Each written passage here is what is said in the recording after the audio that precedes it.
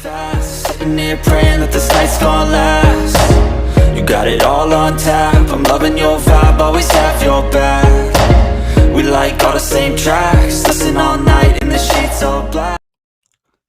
Salam sejahtera Malaysia, selamat datang ke channel Fels Lifestyle. Info padu, info hangat disediakan di dalam channel ini. Tuan-tuan dan puan-puan yang amat dihormati, kerajaan perpaduan di bawah pimpinan Datuk Seri Anwar Ibrahim yang kita dapat lihat memerangi rasuah, kita dapat lihat semakin agresif SPRM melakukan pekerjaan-pekerjaan mencegah rasuah di Malaysia. Dan ini juga dilakukan terhadap kepimpinan politik. Bercakap tentang kepimpinan politik, sebelum ini kita digemparkan dengan isu Menara Ilham yang disita milik Tun Daim Zainuddin. Dipercayai Tun Daim Zainuddin akan didakwa. Belum selesai berkaitan dengan isu Menara Ilham disita, satu lagi artikel daripada Malaysia Kini, SPRM siasat. Satu lagi amanah berkait Daim bernilai ratusan juta. Berita sepenuhnya, satu lagi dana amanah luar pesisir yang ditubuhkan atas nama isteri dan dua anak Daim Zainuddin sedang dalam penelitian pasukan penyiasat anti rasuah negara. Ini selepas dokumen bocor baru-baru ini mendedahkan ahli keluarga bekas Menteri Kewangan itu merupakan pemilik beneficial satu lagi amanah luar pesisir yang memegang aset bernilai ratusan juta ringgit. Ketua Pesuruhjaya SPRM, Azam Baki, mengesahkan perkara itu, berkata, mereka sedang meneliti kebocoran data terbaru tersebut. Ya, kita memang menyiasat perkara ini. Kita dah dapat melalui papers itu dan kita akan verifikasi maklumat betul tak betul. Sebab perkara ini kita perlu sahkan, kata Azam Baki kepada Malaysia Kini. Pada 18 Januari, Malaysia Kini melaporkan dokumen yang bocor menunjukkan amanah itu ditubuhkan atas nama isteri Daim, Naimah Abdul Khalid, dan dua anak lelakinya, Muhammad Amir Zainuddin dan Muhammad Amin Zainuddin.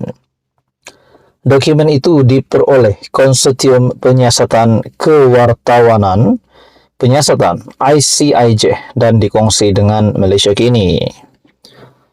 Kebocoran terbaru daripada penyedia perkhidmatan dari Kepulauan Cayman menunjukkan bahawa selewat-lewatnya pada 2020 terdapat aset bernilai kira-kira AS 52.56 juta bersamaan dengan ringgit Malaysia 244.06 juta yang dipegang dalam ZA Star Trust yang dimiliki oleh Naimah, Amir dan Amin. Ia berlaku di tengah-tengah siasatan berterusan SPRM terhadap kekayaan tidak diisytiharkan yang dipegang oleh Daim. Berikutan pendedahan Pandora Papers oleh Malaysia Kini dan ICIJ pada 2021. Susulan laporan itu, Naimah mengeluarkan kenyataan menegur media mendakwa ia ditulis dalam nada sensasi untuk menimbulkan tanggapan salah laku. Dia juga menegaskan keluarganya tidak pernah menyembunyikan pemilikan aset di luar negara yang diperoleh daripada aktiviti perniagaan dan pelaburan sejak sebelum suaminya terlibat dalam politik. Pada 2021, Daim berkata semua kekayaannya diperoleh secara sah dan penubuhan amanah sebahagian daripada pengurusan harta pusaka yang sah, manakala 2 minggu lalu Naimah berkata siasatan itu bermotifkan politik dan pihaknya akan menyaman SPRM. Apa komen anda dengan isu ini? Sekian saja, teruskan bersama di dalam channel ini untuk info yang seterusnya. Disahkan satu lagi ahli parlimen Perikatan Nasional dan Bersatu sah mengisytiharkan sokong kerajaan perpaduan pimpinan Datuk Seri Anwar Ibrahim.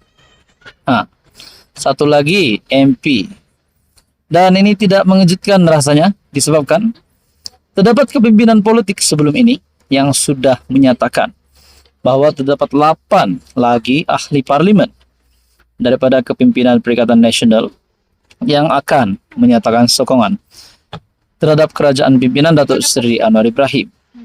Nah, berkaitan dengan ahli parlimen Tanjung Karang, Zulkifli yang menyatakan sokongan, alasannya tidak asing lagi, yaitu demi pengundi di kawasan parlimen Tanjung Karang. Nah, saudara-saudara, akhirnya apa yang berlaku selepas satu MP ini ataupun ahli parlimen bersatu yang ke-6 menyatakan sokongan terhadap kerajaan perpaduan, adakah ini akan membawa kepada satu lagi kesan yang akan menjadi damage yang besar kepada kepimpinan Perikatan Nasional yang terdiri daripada Parti PAS dan juga Bersatu serta Gerakan? Adakah selepas ini PAS akan tidak yakin lagi dengan Bersatu selepas ahli parlimen Bersatu yang ke-6 menyatakan sokongan terhadap kerajaan perpaduan? Adakah selepas ini Perikatan Nasional berisiko untuk bubar? Bahkan kita juga melihat sebelum ini, saudara-saudara, selepas Zulkifli menyatakan sokongan, ada yang menggesa Zulkifli untuk meletak jawatan. Nah, terbaru pula, saudara-saudara, Sanusi, Menteri Besar Kedah, ada membuat kenyataan bahwa berharap bahwa Zulkifli menjadi ahli parlimen Bersatu yang terakhir menyatakan sokongan terhadap kepimpinan kerajaan perpaduan. Nah, andai kata selepas ini ada lagi ahli parlimen, sekiranya benar 8 ahli parlimen daripada Bersatu dan Perikatan Nasional yang cuba mengumumkan isytihar sokong kerajaan perpaduan, adakah dengan ini PAS tidak lagi yakin dengan Bersatu dan Perikatan Nasional dan akhirnya PAS akan keluar daripada Perikatan Nasional?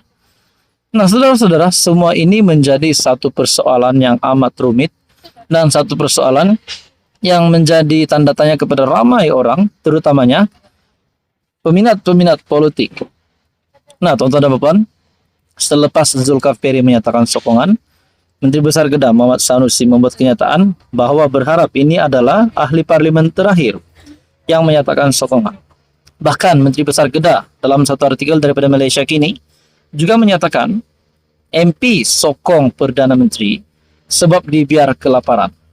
Adakah maksud Sanusi ini, Muhyiddin Yassin sebagai Presiden Bersatu, membiarkan ahli parlimen Bersatu di bawah pimpinannya sebagai Presiden dibiarkan kelaparan? Nah, seperti yang dinyatakan Sanusi, pemimpin PAS menyifatkan peralihan sokongan ahli parlimen Tanjung Karang Zulkifli Hanafi kepada Perdana Menteri berlaku kerana pemimpin Bersatu itu dibiar kelaparan.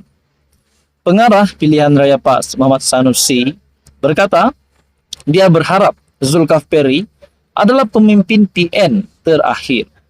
Perkara sebegini berlaku sebab dia dibiar kelaparan, sehingga berlaku tekanan di kawasan. Orang tuntut macam-macam, dia tak ada kemampuan, jadi bila dia letih, terpaksalah bertukar sokongan. Nah, tuan-tuan dan puan, adakah selepas ini virus menyokong kerajaan perpaduan, virus ahli parlimen dari pembangkang menyokong kerajaan ini akan merebak bukan saja daripada kepimpinan Bersatu, tapi pada akhirnya kepada kepimpinan PAS juga. Nah, saudara-saudara, apa komen Anda? Sekian saja, teruskan bersama di dalam channel ini untuk info yang seterusnya. Mohon bantu channel ini dengan menekan butang like, share, dan juga subscribe.